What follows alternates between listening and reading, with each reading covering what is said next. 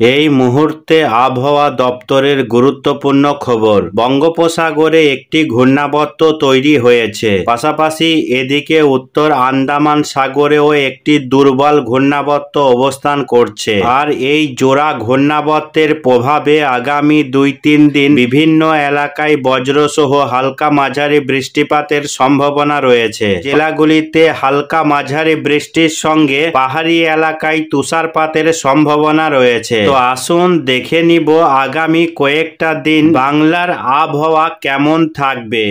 আগামী কয়েকদিনের মধ্যে বাংলায় ঝড় বৃষ্টির কতটা আশঙ্কা রয়েছে, কোন কোন জেলাগুলিতে হতে পারে ভারী বৃষ্টি, কোথায় হতে পারে হালকা মাঝারি বৃষ্টি। সময়ে একাধিক জায়গায় আংশিক মেঘাচ্ছন্ন আবহাওয়া লক্ষ্য করা যাবে। আজ সকাল থেকে উত্তরবঙ্গে জেলাগুলিতে আংশিক মেঘলা আকাশ রয়েছে, পাশাপাশি দক্ষিণবঙ্গের বিভিন্ন জেলাতে মাঝে মধ্যে মেঘলা আকাশ লক্ষ্য করা যাবে। এদিকে আজ বাংলাদেশের রংপুর, ময়মনসিংহ, সিলেট বিভাগের বিভিন্ন এলাকায় আংশিক মেঘাচ্ছন্ন আবহাওয়া থাকতে পারে। তার পাশাপাশি উপকূলবর্তী জেলাগুলিতেও মাঝে মধ্যে মেঘাচ্ছন্ন আবহাওয়া লক্ষ্য করা যাবে। ইতিমধ্যেই দক্ষিণ পশ্চিম বঙ্গোপসাগরে একটি ঘূর্ণাবর্ত রয়েছে। তার জেরে দক্ষিণ ভারতের রাজ্যগুলিতে বৃষ্টিপাতের সম্ভাবনা রয়েছে, যেমন চেন্নাই, ভেলোর, পন্ডিচেরি, তার সঙ্গে তিরুচরি,